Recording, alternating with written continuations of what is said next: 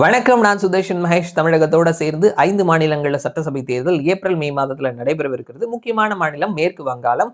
எல்லாரினுடைய கண்களும் மேற்கு வங்காளத்திலேயே இருக்குது. தற்பொழுது ஆளக்கூடிய கட்சியா ஆல் இந்தியா திரிணாமுல் காங்கிரஸ் கட்சி இருக்கிறாங்க. 3வது முறையா மமதா பானர்ஜி ஆட்சியில இருக்கிறாங்க. தற்பொழுது எதிர்கட்சியா பிஜேபி ஒரு ஸ்ட்ராங்கான கட்சியா இருக்கிறாங்க. கம்யூனிஸ்டுகளும் காங்கிரஸும் ஒரு காலத்துல ஆண்டாங்க. தற்பொழுது அவர்கள் இருக்கிற இடம் தெரியாம இருக்கிறாங்க வெஸ்ட் பெங்காலை பொறுத்த மட்டும்.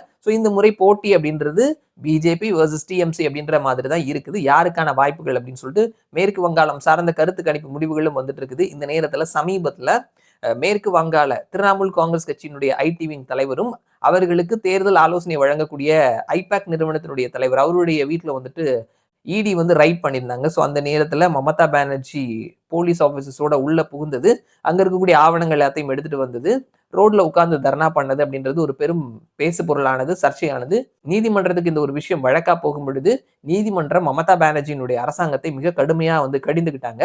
தேர்தல் நேரத்துல கட்சிகள் செயல்படுறதுக்கு ஒரு ஃப்ரீ ஹேண்ட் விடுறது அப்படின்றது ஒரு அவர்களினுடைய அடிப்படை உரிமை. அதே நேரத்துல இடி ரைட் பண்ணும் பொழுது அந்த ஆவணத்தை நீங்க எடுத்துட்டு போறது, உங்களுக்கு துணையா போலீஸ் ஆபீசர்ஸும் கூட நிக்கிறது, உங்களோட சேர்ந்து அவர்களும் ரோட்ல தர்ணா பண்றது அப்படின்றது கண்டிக்க தகுந்தது அப்படின்றத சொல்லியிருக்கிறாங்க.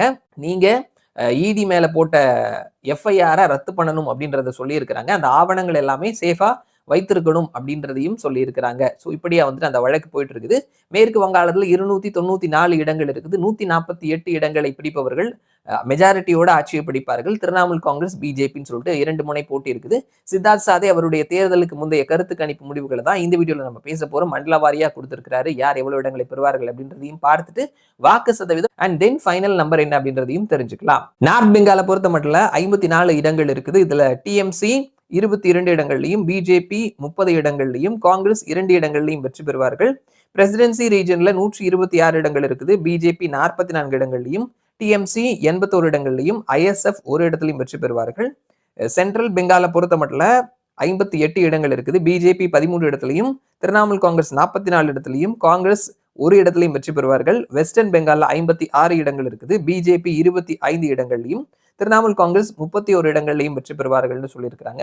ஓவராலா வாக்கு சதவீதம்னு பார்த்தோம்னா திரிணாமுல் காங்கிரஸ் 45.9% வாக்கையும், பிஜேபி 40.7% வாக்கையும், எஸ்டிஏ 8% வாக்கையும், மற்றவர்கள் 5.5% வாக்கையும் பெறுவார்கள்னு சொல்லியிருக்கிறாங்க. இது சீட்டா கன்வெர்ட் ஆகும் பொழுது திரிணாமுல் காங்கிரஸ் 170 185 இடங்களையும், பிஜேபி 107 115 இடங்களையும், எஸ்டிஏ 0 5 இடங்களையும், மற்றவர்கள் 1 4 இடங்களையும் கைப்பற்றுவார்கள்னு சொல்லியிருக்கிறாங்க. பிஜேபி 107 115 அவர்கள் மேக்சிமம் சீட் பிடித்தா கூட மெஜாரிட்டியை தொடவில்லை. அதே நேரத்துல திரிணாமுல் காங்கிரஸ் மினிமம் சீட் பிடித்தா கூட 170 அவர்கள் மெஜாரிட்டியை கிராஸ் பண்ணி போறாங்க.